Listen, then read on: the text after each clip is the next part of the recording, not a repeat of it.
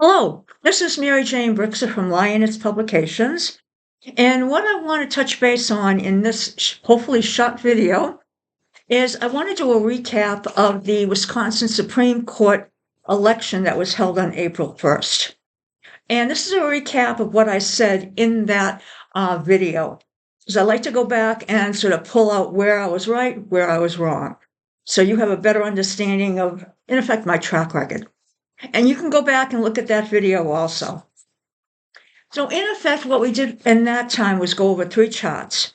We went over Brad Shamil's chart, which he is the GOP candidate. We went over Susan Crawford's chart. She was a Democratic candidate.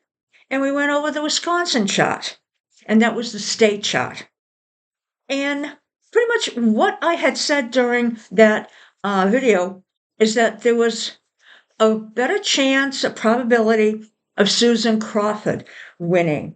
And if she did win, it might be close. Now, she did win, but it wasn't close. It was 55 to 45.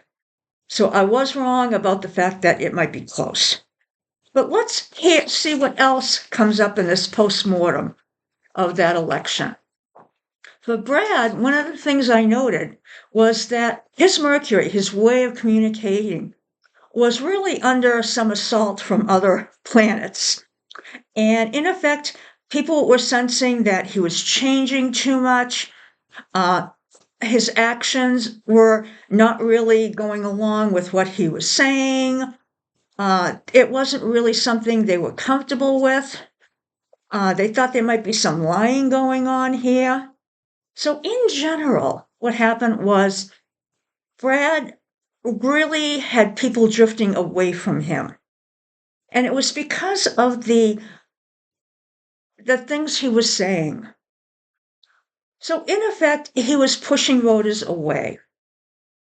Now, what happened with Susan is that she actually had one very good angle configuration. And this actually gave her opportunities to actually pull the voters in.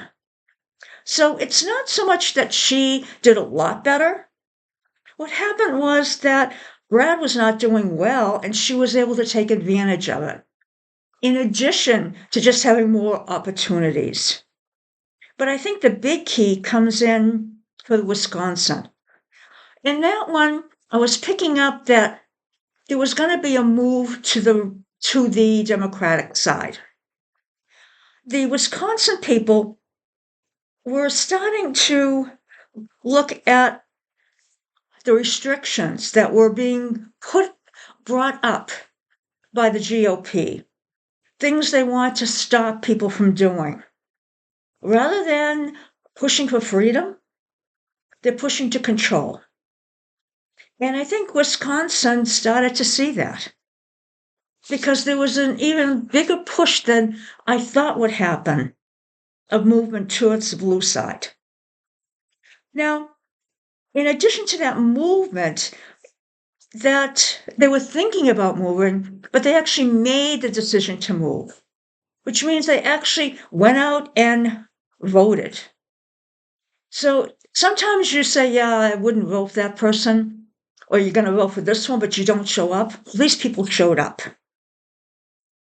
And one of the things is that Musk was doing a lot of advertising. He was there. And I'm not sure how well that played to Wisconsin.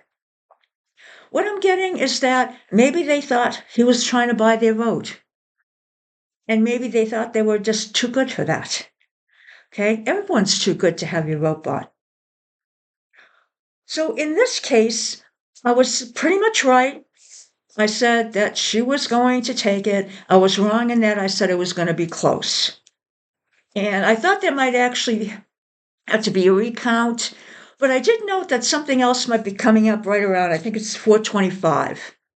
So what I'll do is, if something else does come up and change, then I'll come back and do a quick little update. Otherwise, I'll finish off with this and say, I think this is a pretty good, probability from my perspective. Otherwise, have a great evening, and thank you for watching. Good night.